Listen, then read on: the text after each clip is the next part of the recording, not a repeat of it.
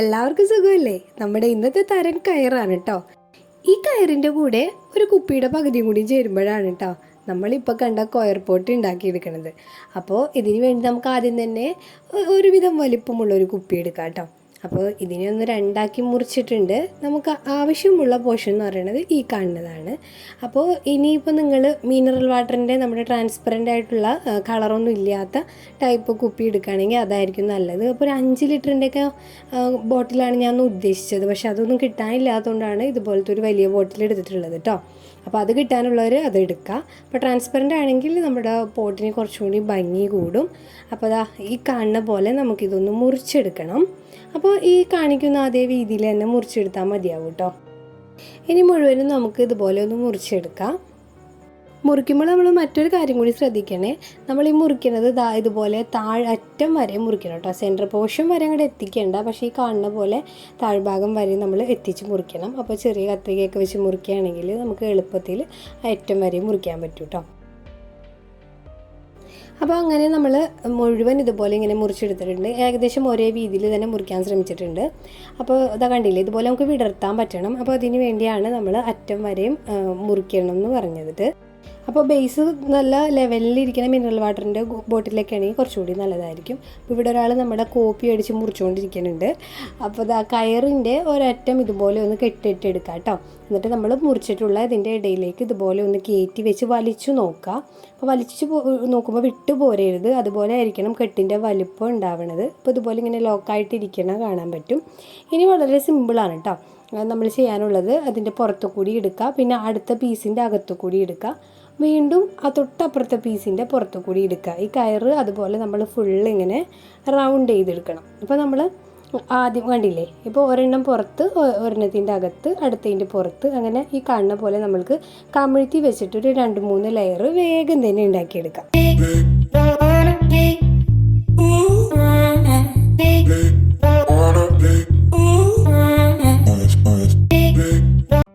അപ്പോൾ ഓരോ ലെയറും ചെയ്ത് കഴിയുമ്പോൾ ആ കുപ്പിയുടെ ഒരേ പീസും വലിച്ച് നമ്മൾ പതുക്കെ കയറൊന്ന് ടൈറ്റാക്കി കൊടുക്കണം കേട്ടോ. അപ്പോൾ അതാ ഇതുപോലെ ഒന്ന് ചുറ്റിയെടുത്തിട്ടുണ്ട്. അപ്പോൾ മാക്സിമം കയറുകൾ തമ്മിൽ അടുപ്പിച്ച് വെക്കാൻ ശ്രമിക്കുക. അപ്പോൾ അതിന് വേണ്ടിയാണ് ഓരോന്നും വലിച്ച് ടൈറ്റ് ചെയ്യാൻ പറയുന്നത്. അപ്പോൾ കയറ് കുറച്ചും കൂടി ചെറിയ പിരിയുടെ കയറ് കിട്ടുകയാണെങ്കിൽ കുറച്ചും കൂടി ഭംഗിയുണ്ടാവും, നമുക്ക് ചെയ്തെടുക്കാനായിട്ട് ഒരു എളുപ്പം ഉണ്ടാവും കേട്ടോ. ഇനിയിപ്പോൾ നമുക്കിത് നിവർത്തി വെക്കാം. അതിന് ശേഷം വെയിറ്റിന് വേണ്ടി നമ്മൾ ഒരു ചട്ടി, അത് വെയിറ്റിന് മാത്രമല്ല ഒരു ഷേപ്പ് കിട്ടാനും കൂടി വേണ്ടിയിട്ട് നമുക്ക് ഇതിന് മാച്ച് ചെയ്യണ സൈസിലുള്ളൊരു ചട്ടി എടുത്ത് വെക്കാം. അതിനുശേഷം കുപ്പിയുടെ ഓരോ പീസും മേലോട്ട് ഉയർത്തി വെച്ച് നമുക്ക് നേരത്തെ ചെയ്ത സെയിം പ്രോസസ്സ് തന്നെ അകത്തു കൂടിയും പുറത്തു കൂടി ഇങ്ങനെ കയറ് ചുറ്റിക്കുന്ന പരിപാടി തുടർന്നുകൊണ്ടിരിക്കുക. ആദ്യം ആ ചോട്ടിൽ നിന്ന് നമ്മളിതൊന്ന് സ്ട്രൈറ്റാക്കി കൊണ്ടുവരാൻ ഒന്ന് ശ്രദ്ധിച്ചാൽ മതി. ബാക്കിയൊക്കെ ഈ കുപ്പിയുടെ പീസുകൾ കണ്ടില്ലേ, ഇതുപോലെ ഒന്ന് മേലോട്ടായി കഴിഞ്ഞിട്ടുണ്ടെങ്കിൽ നമുക്ക് ഇനി സുഖമായിട്ട് ചെയ്യാം. അപ്പം അതിൻ്റെ ഇടയിൽ കയറ് തീർന്നു പോവുകയാണെങ്കിൽ 2 കയറുകൾ, അടുത്ത പീസ് കയറ് നമ്മൾ ചേർത്ത് കൂട്ടി കെട്ടരുത്. ഇതുപോലെ ചേർത്ത് വെച്ചിട്ട് എന്തെങ്കിലും ഡാർക്ക് കളർ നൂലൊക്കെ വെച്ചിട്ട് ചുറ്റി എടുക്കുകയാണ് ചെയ്യേണ്ടത് കേട്ടോ.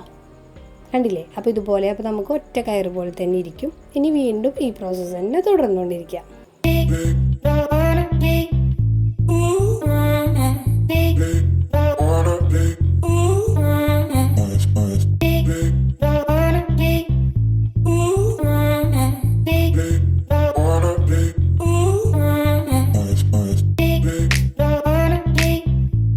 ഇനി എത്രത്തോളം ഹൈറ്റിലാണോ നമ്മൾക്ക് ചട്ടിയുടെ വലിപ്പം വേണ്ടതെന്ന് വെച്ചാൽ അവിടെ വരെ ചുറ്റിയിട്ട് നമുക്കിത് നിർത്താം.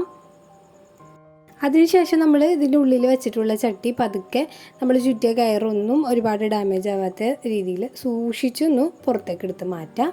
അതിനുശേഷം ഏറ്റവും മുകളിലത്തെ ലെയർ ചിലപ്പോൾ ഒന്ന് അനങ്ങിയിട്ടുണ്ടാവും. അപ്പോൾ അതൊക്കെ ഒന്ന് ടൈറ്റ് ചെയ്ത് വെച്ച് കൊടുക്കാം. അപ്പോൾ ഞാൻ വീണ്ടും പറയുകയാണ്, ട്രാൻസ്പെറൻറ്റ് കുപ്പിയാണെങ്കിൽ ഈ ഗ്രീൻ കളറൊന്നും ഇതിൻ്റെ ഇടയിൽ കാണില്ല. അപ്പോൾ കുറച്ചുകൂടിയും ഭംഗി ഉണ്ടാവും. ഇനി നമുക്ക് ഇതിലേക്ക് ഒന്ന് ഹോളിട്ടെടുക്കണം. അപ്പോൾ ഇടയിൽ പല കൈകൾ മാറി എന്നെ സഹായിക്കാൻ വരുന്നത് കാണാം കേട്ടോ.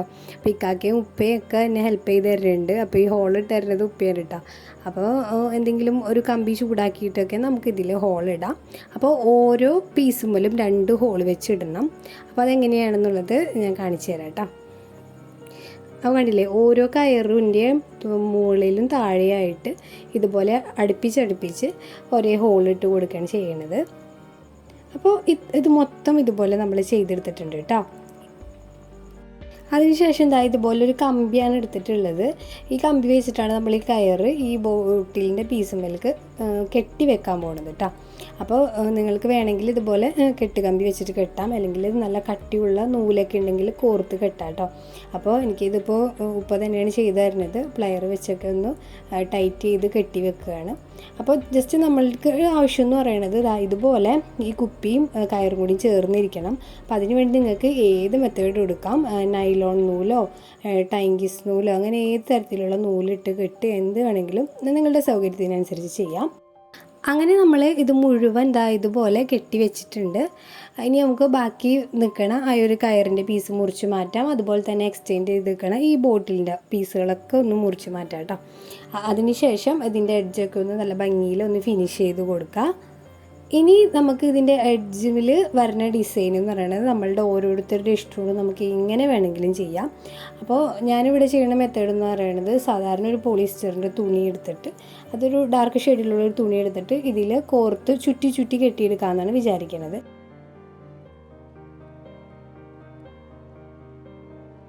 നമുക്ക് വേണമെങ്കിൽ കുറച്ചുകൂടി ഭംഗിയുള്ള പ്ലാസ്റ്റിക്കിൻ്റെ വള്ളി എന്തെങ്കിലുമൊക്കെ വെച്ചിട്ട് ചുറ്റി കൊടുക്കാം.